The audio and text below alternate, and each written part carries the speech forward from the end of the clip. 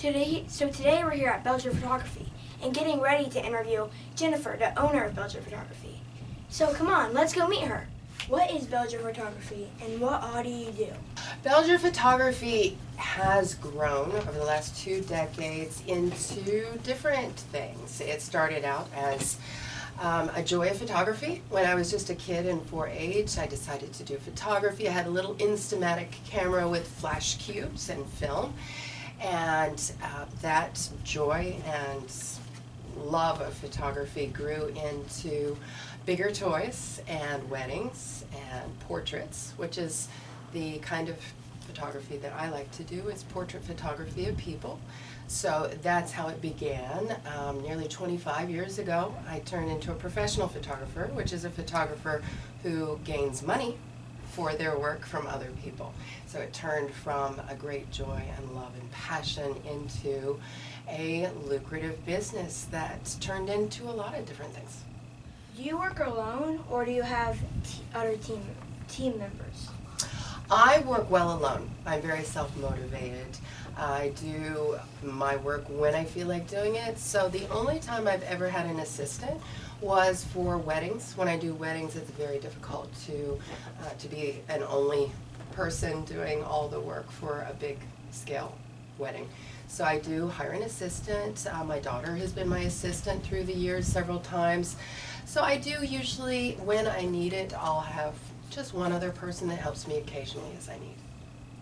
What do you like most about your job? I like the freedom of doing what I want, when I want, but I work a lot. So I can work anywhere, from anywhere, usually, as long as I have a cell phone and an internet connection.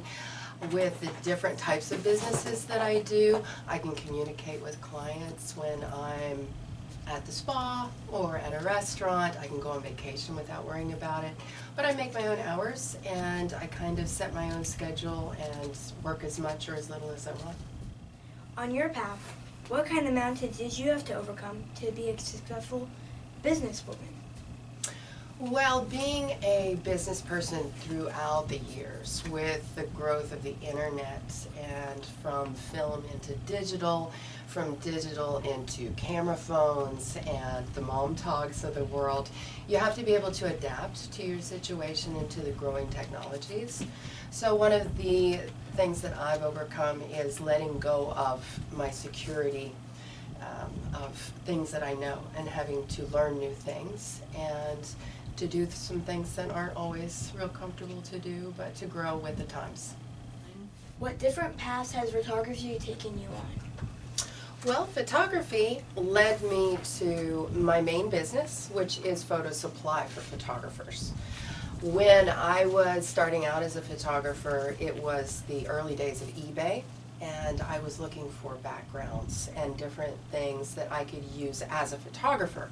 But it was very difficult for me to find the supplies and the tools that I needed to be a successful photographer.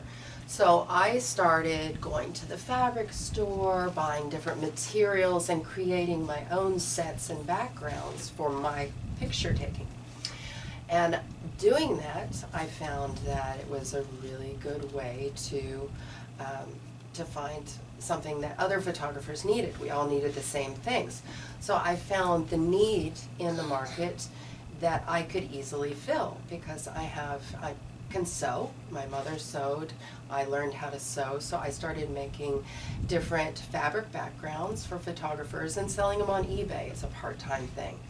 And I found that I was making a lot of money doing it. So I did it more and more and more. And that small segment of photo supply blossomed into a much larger scale photo supply business that has been my mainstay of occupation and how I make my money. What kinds of people buy your backdrops? I have a large scale of people, everybody from YouTubers that need a little background to video conferencing, corporate industry. I have a lot of pharmacies who buy the rolling backgrounds for passport pictures, and then I sell to a large segment of the med-spas and plastic surgeons who use them for before and after pictures. So my clientele has shifted from 20 years ago to mom and pop photographers in studios, because most photographers now shoot outside and they do different things like that. So photography backgrounds is a dying art, so I had to adapt and find a new clientele, and that has turned into a lot of doctors, plastic surgeons, and people who need ID pictures and things like that. Who are some of your bigger customers? Well, back when David Letterman was on TV, I used to sell him some stage screens, some green screens, because I do green screen composite backgrounds as well. And then back when Jimmy Fallon was with The Late Show, he became one of my clients, and he still is today. He just ordered this year some backgrounds for The Tonight Show. Well, can you show me an example of the work you do? Sure, I'd be happy to. So the part of my photo supply business, I make backgrounds for photographers. This is my very messy workshop, but I'm so busy that I just don't even have time to clean it up. And these are kind of like window shades. So you know how when you pull down, or the big projector screens, you know how you pull them down and they wind themselves back up? So photographers and people in doctors' offices and things can use these for their before and after pictures. So I make these for them to hang on the walls. I've got my own little setup here that's been working for 20 years. This is one of the finished products the way I ship it out. Put it in a shipping tube, slap a FedEx label on it, and wait for the FedEx guy to come pick it up. How do you think I can apply all the lessons you learned to my path? Well, everybody walks down their own path, and the path that I have walked down has certainly worked for me and has been successful for a long time. But some of the things that I can tell you that have worked for me, that may work for you too, is not to put all your eggs in one basket, to kind of diversify. So if one thing doesn't work out, have something else that you can do until you find that one thing that you're really good at, but always keep in the back of your mind other ways to make it work in case the one thing falls through.